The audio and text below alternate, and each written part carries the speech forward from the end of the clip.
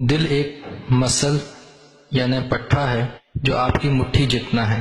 اللہ تعالیٰ نے اسے انسان کے سینے میں بائیں طرف بریسٹ بونز یعنی سینے کی ہڈیوں کے پیچھے رکھا ہے۔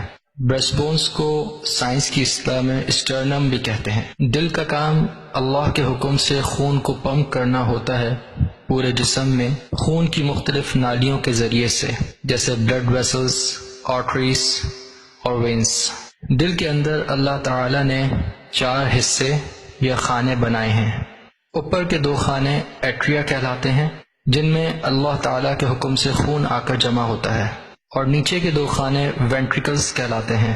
ان میں اللہ کے حکم سے ایٹریا سے خون آتا ہے، اور پھر یہ آگے پھیپھڑوں اور پورے جسم کو خون پمپ کرتا ہے۔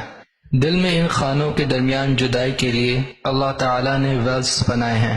اللہ تعالیٰ کے حکم سے یہ ویلز گردش خون کے رخ کو کنٹرول کرتے ہیں، یعنی صرف ایک رخ پر خون کو فلو کراتے ہیں، مخالف سمت میں نہیں آنے دیتے۔ دل میں اللہ تعالیٰ نے 4 ویلز بنائے ہیں، ان کے نام یہ ہیں: ٹرائیکاسپٹ، پلمونک، مائٹرل اور ایورٹک۔ خون کی گردش کا آغاز اللہ کے حکم سے دل کے دائیں طرف سے ہوتا ہے، جہاں پر جسم سے خون دل کے بالائی 2 خانوں میں سے سیدھے خانے میں آتا ہے، جسے رائٹ ایٹریم کہتے ہیں۔ پھر اللہ کے حکم سے یہ خون اپنے بالکل نیچے والے خانے یعنی رائٹ وینٹریکل سے گزرتا ہے، جو اسے لنگز یعنی پھیپھڑوں کی طرف پمپ کر دیتا ہے آکسیجن کے حصول کے لیے۔ آکسیجن حاصل کر لینے کے بعد اللہ تعالیٰ اس خون کو دل کے بالائی بائیں خانے یعنی لیفٹ ایٹریم میں لے جاتے ہیں، اور پھر وہاں سے لیفٹ وینٹریکل میں۔ لیفٹ وینٹریکل اس خون کو اللہ کے حکم سے پورے جسم کی طرف پمپ کر دیتا ہے ایورٹا کے ذریعے، جو دل کے ساتھ لگی بڑی خون کی نالی یا آرٹری ہے۔ دل کے داہنے طرف ٹرائیکاسپٹ ویلو رائٹ ایٹریم اور رائٹ وینٹریکل کے درمیان واقع ہے، اور اسی کے ذریعے سے خون وینٹریکل میں داخل ہوتا ہے۔ لیکن اللہ تعالیٰ نے ان ویلوز کو ایسا بنایا ہے کہ یہاں سے خون واپس ایٹریم میں داخل نہیں ہو سکتا۔ پھر خون پلمونک ویلوز سے گزرتا ہوا پھیپھڑوں میں پہنچتا ہے۔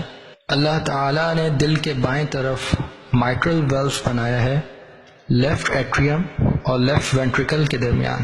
خون لیفٹ وینٹریکل سے گزرتا ہوا ایورٹا میں داخل ہوتا ہے ایورٹک ویلو کے ذریعے سے۔ ایورٹا خون کی مین آرٹری ہے جو دل کے ساتھ اللہ تعالیٰ نے لگائی ہوئی ہے۔